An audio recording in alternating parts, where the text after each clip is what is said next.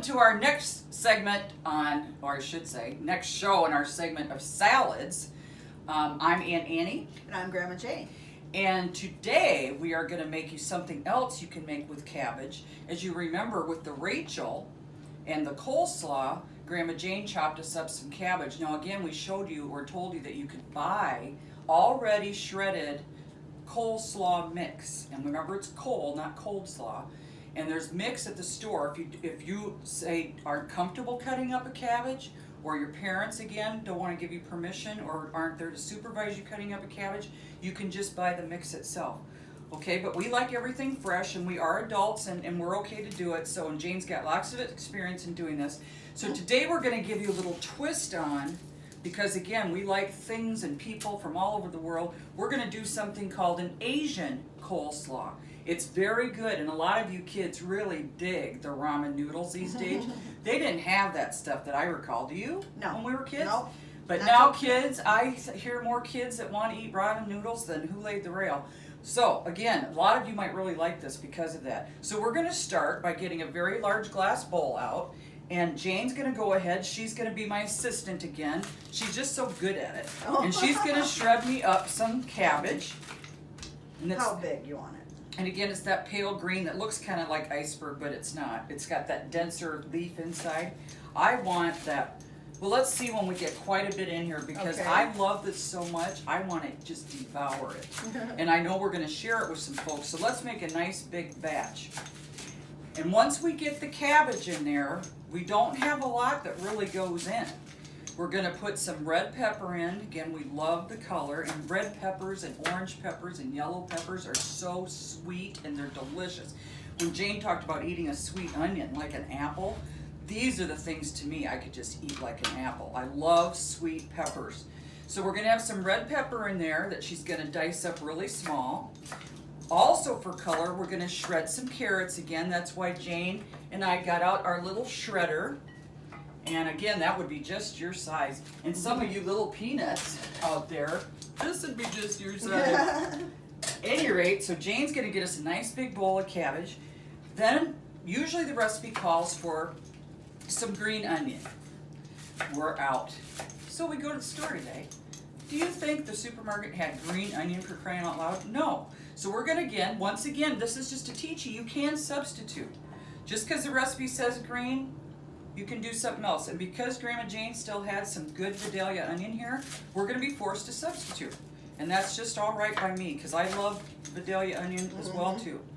Okay, and I think that'll probably work out great, because green onions aren't as strong as like our red or some of the whites out there, so we should be just fine. So we're going to have the pale green, we're going to have the bright red from the sweet red pepper, we're going to have orange from those very nutritious carrots. And while she's doing that, I'm going to go ahead and start mixing up the dressing that we're going to put on this. And in the dressing, we have half a cup of salad oil. Now, for some of you that remember one of our episodes, remember a fourth a cup is 4 tablespoons. So let's use our math skills again. If we had half a cup, which is double a fourth a cup, how many tablespoons would we need? If you don't have a cup measurement handy, but you have your spoons handy. 2 times 4, 8. So if we had to, and we didn't have any cups, we could put 8 tablespoons of this in here. So I'm going to get some vegetable oil here, just to make it, it is liquidy, and so I don't want there to be a big mess. So I'm going to go ahead and put it in my half a cup Is that enough container. cabbage? Okay. I'll start on the onion. Sure. It's just how much we want to eat, I guess. Everybody No must problemo. be using those green onions this week. And then we're going to have a fourth of a cup of red wine vinegar. Again, how many tablespoons is that, kids? 4. That's right.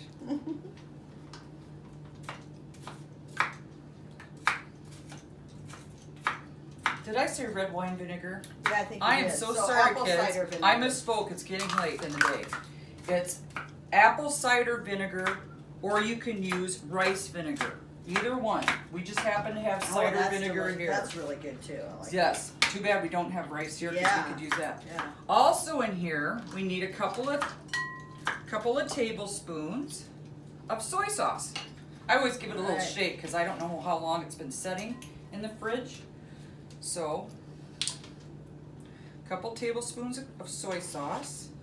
And you could take off this little pour like this if you wanted to, so it goes faster, but I'm not gonna be the messy one to do it.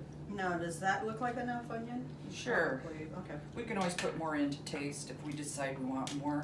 All right. Again, Jayne's good about not adding it till we're sure, because once it's in, right? Yes. Especially once we mix it up. Okay, so far we have half a cup of vegetable oil, a quarter cup of rice or cider vinegar. We have 2 tablespoons of soy sauce. Once again, they want us to put in a tablespoon of sugar. Looks pretty good already. I love soy sauce. Yes. And I'm gonna use, when I told you there's different kind of whisks, I'm gonna use this little guy. Ah, cute. He's just kind of a cute little guy that doesn't get used very often, okay? Yeah. So I'm gonna go ahead and start mixing this up.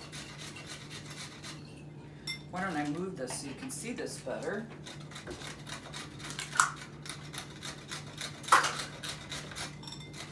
Just about got the carrots done. Great. Then I'll do the red pepper. You gonna take this to your nieces this weekend? I don't know if she likes it. I assume that she does. Yes, I'm going to visit my niece, and I should tell you about my family. I come from a long line of good cooks and am surrounded by good cooks. My grandmother, Dorothy, was an excellent cook. My mother, Grandma Jayne, was an excellent cook, as we call it to you guys, call her. My brother Phil and his wife Connie and their son Stephen, fabulous cooks. My sister Lisa, oh my gosh. She's absolutely out of this world. I pale to all of them. I'm the least of all of them in the I cooking wouldn't say department. that. And we've got such good friends like Joe and Lori and John and Chris and our deceased friend Ron and even Yeah. my deceased friend Pete was an excellent Yeah. cook. We're just surrounded by cooks. Jayne, did you have a lot of good cooks in your family? Yeah, both sides of my grandmas were, and my mom and her sisters were excellent, and yeah, there've been quite a few of them. On my dad's side, my aunts were too. Oh yeah, Yep, great yep, aunts have been fabulous. Yep. And the candy makers, just all everything. Oh my gosh, that's awesome. Yeah. Okay. Okay, now look at the color already with the carrots and the red pepper. Now what we're gonna do before we coat it with the dressing, we're gonna take the ramen noodles and I saved this part so Jayne could be doing that All right. while I'm opening up this. Now in the dressing, the only thing that's still missing is the seasoning packet from our ramen noodles, and I got chicken ramen noodles. That's what they suggest is the chicken flavor of the ramen noodles. So while I'm doing that, and Jayne's again doing our little bit of midterm interim Clean cleaning up. up here, I'm gonna have her break up these ramen noodles. Okay. Just with my hands or with a knife? You can just do it with your hands. Okay. I think. Isn't it fun to get your hands in stuff? I love it. Then it's like I said, almost like an art project. There's certain things down the road we're gonna make. We get our hands right in there, just like our hamburger when we got to shape and Yeah. mold that. Meatloaf when it comes to that. Yes, I love. You want me to do it meatloaf. right into the salad? Absolutely. Now you're gonna figure this out. They aren't cooked like when you make your ramen noodles at home, kids. So instead of being soft, they're gonna be crunchy. So lots of these things in this salad provide crunch. Not only the cabbage and the shredded carrot and the red pepper, but the ramen noodles give us that extra crunch. So is this something you have to eat up kind of quick, or do they get soggy? Well, this is the kind of thing, yes, I wouldn't keep for very long. Okay. Now they recommend, kids, when I read up on this, it's recommended that you chill it then before you eat it for at least 30 minutes, up to 4 hours before you actually dive in. It's just better chilled. Conversely to some of our salads that you want to eat fresh, like start gobbling right away. Mm-hmm. This is one that you want to chill for, like I said, 30 minutes to 4 hours before. And everything I've ever read about it, it is absolutely gobbled up at potlucks and picnics. They like Just it. people just love it. All right. So now we've got all of our ingredients in there that we need now to coat with our Yum. chicken flavor ramen seasoning mix and our vegetable oil and our cider vinegar and our soy sauce and a little bit of sugar. Annie, it looks delicious. Jane, what you could do for me now, if you would, while I'm stirring, is grab some pepper. Okay. And I'll be very careful of my pepper container has lost its lid, Oh, here it is. Oh, yeah. and I need to find it. It Well, was I was recent. lucky I didn't dump a bunch on there. And so I'm just going to kind of cover the scary part and put some pepper in here. We have been avoiding salt because we really have enough flavors in all our salads that we don't need it. So I have it, but you can always put it on if you want. And again, like Jane just said, I'll springboard off of that and tell you, why put a lot of salt in things? And you're gonna, when you watch other cooking shows, they've always got a little thing of salt there to put pinches of salt in. And that's fine. I'm not saying it's wrong, but we're trying to watch our sodium. So I would just suggest, unless the recipe absolutely calls for it, just wait to season it with salt after you've tasted it and see if it really needs it. Because like Jane said, the flavors are already so yummy. Now again, we don't want this to be dry, we just want it coated. We don't want it real soupy and saturated and dripping. Looks good. So I'm going to show you once Yum. we've stirred it up, it's going to be shiny because it's got an oily base instead of a creamy base. But there you go. Try it, Annie. Now even though we should chill it, Jane and I are going to have to give it a taste and see if it needs anything more. Because you know what else we can put in? Our sunflower seeds. Do you want to put any sunflower seed Yes, kernels that would in be it? awesome. Oh my gosh, I can make a meal out of that. Delicious. I waited until I wanted her to taste it before we put any sunflower seed kernels in there. My favorite word since this show started, delicious. And I use it all and the the time. other thing you can put in there is sesame seeds. In fact, some recipes even call for sesame seed oil. Some recipes call for peanut oil. But I know lots of you kids anymore have peanut allergies. So we stayed away from any recipes with peanuts in. Okay, so if you wanted to, again, we could put more sunflower seed kernels in. But any rate, there you go. That's basically, and in just a few minutes, you now have yet another summer favorite. But not only is it a summer favorite, I have to say, Jane, I could eat this all 4 seasons. I And now believe that it. you've tried it, what do you think? I love it. It's just delicious. Now, you can always modify it with more of this or more of that. But Yeah. once you've tasted again, like any other recipe, once you've tasted the general recipe, you can add a little bit more, a little bit less of anything that makes it taste better for you.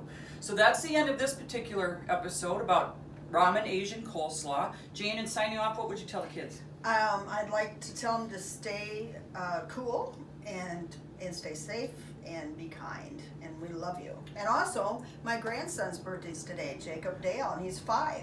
Happy birthday. And I'm anxious to see my nephew, great nephew actually, Dawson, this weekend when I go to see my niece Megan. And her husband Josh's birthday was yesterday, so shout out happy birthday to Josh Hey, as happy well. birthday, Josh. And in signing off, I would like to challenge you kids to do something. Every day, will you spend at least an hour, well, if you can do it, a half hour, but please up to an hour if you can, not only exercising, but reading. Because reading not only expands your mind, but it's a skill. Just like riding a bike, the more you read, the better you're going to get at it. And the more words you're going to be able to pick up, the more words you're going to be able to comprehend or understand, the better conversationalist you're going to be, the more you're going to understand lots of other things you read in your life as you build your vocabulary and you learn to love to read. So again, kids, until next time, Hey. we'll see you on Now We're Cooking!